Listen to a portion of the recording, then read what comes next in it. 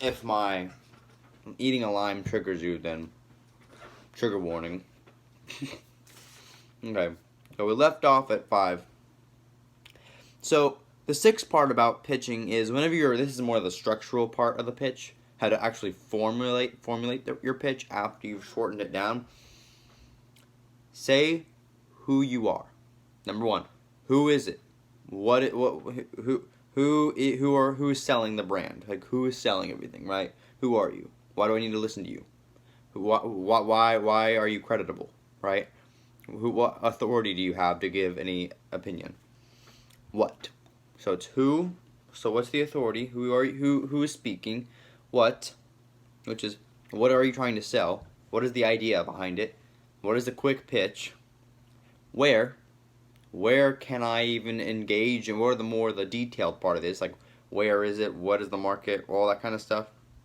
And then why is it important? Why should it be done? You should be able to say all this in about 40 seconds. Number 7, this goes into the who. Whenever you're making the who, make sure, and the why, make sure you have a specific answer to why you are the best. Why are you important? What differentiates you? And number 8, this is kind of answering more to the who. You have to give yourself authority. Give yourself authority from relatability, from simple authority, like why you have opinion, from your knowledge, your know base. From your knowledge base, just give yourself some form of authority. Number 9, whenever you're going to pitch to someone, understand your audience and think about, okay, if I'm this person, what am I going to want out of this product? If I'm going to sell to someone who is in an office, right? Right now, they're not really thinking about anything. What do they really want out of a what does someone really want out of a BB gun, right? They want it to look cool. They want it to feel cool when they're using it. That's what they want.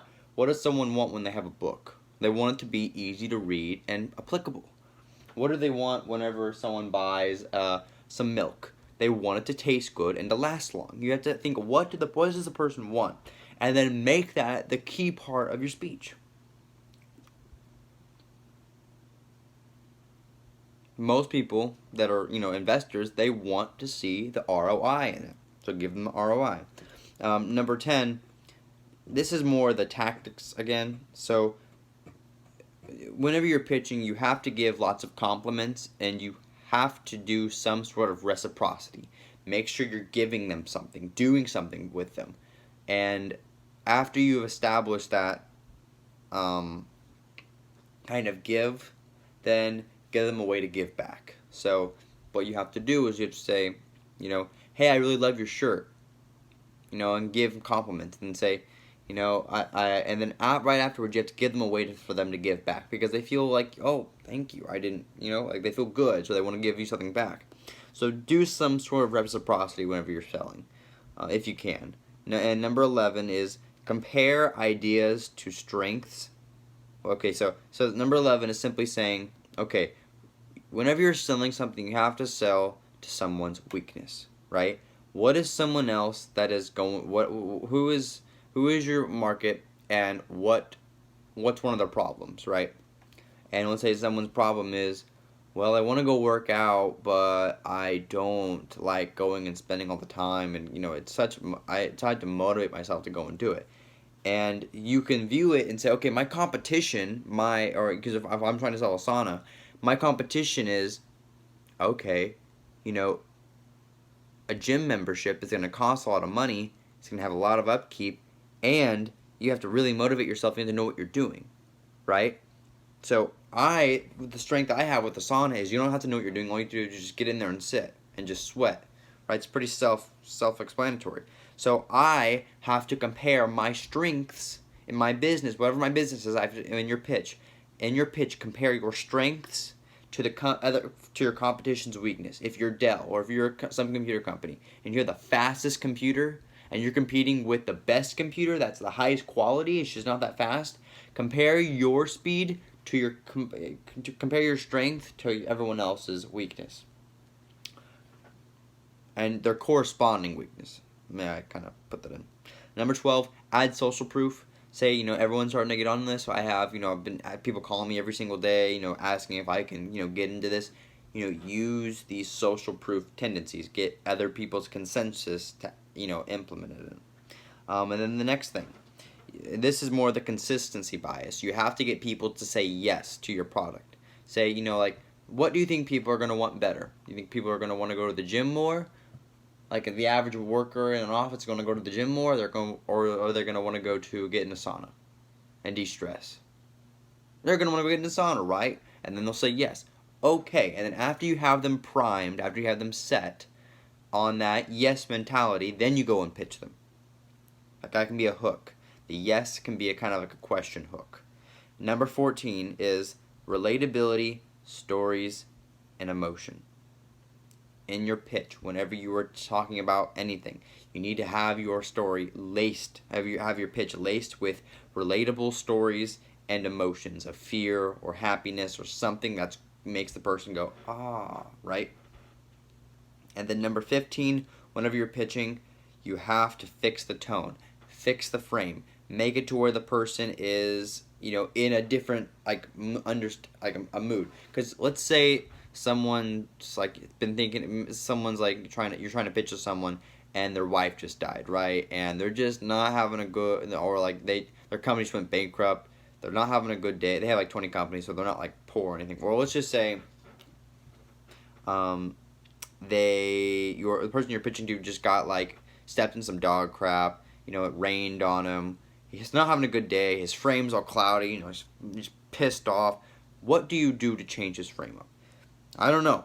But you have to fix the frame somehow. You got to get it to where he's instead of thinking about those things, you got to make him on your board. You got to make him get on oh, okay, yeah. I'm listening to you. And make it to where he's actively listening, not just hearing you. If you can get people to get on that frame, it's going to be so much easier to pitch them something. So, let's go over all of them again. Number 1, you will get rejected, so be persistent. Number 2, you have to sell to who is interested to buy your product or who is interested in the product. Sell to your market, or sell to the person sell to yourself and to the market. No one else. Number 4, you have to make it really short and simple. Number 3 was short and simple. And number 4 is you have to sell yourself, and you have to make the tone around the first part of it about you. Add credibility to you. Say your story out there. Get people to like you first before you talk about your product. Number 5, you have to make it short and sum it up and all in one sentence at the very end. Number 6, you have to say who, what, where, why. Who are you? Why do you care? What are you selling? Where are the logistics of it and all that kind of stuff, and then why, and sum it up with the why. Why is it important? Why do we need to get this out now? The urgency. Number 8, you have to give authority. Whenever you're talking about your who,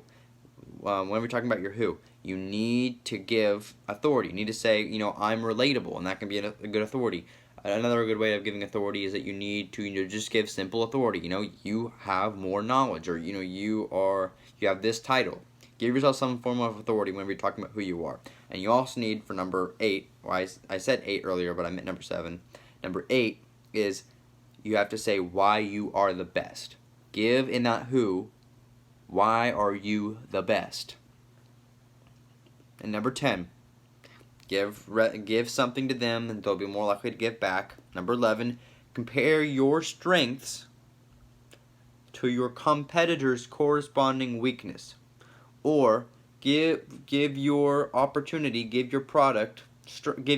strengths to your consumers' corresponding problems.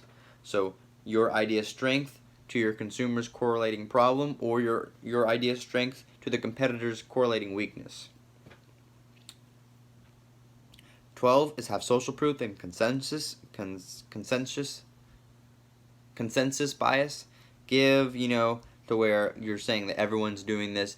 Give to where people have the understanding that everyone else wants to do it.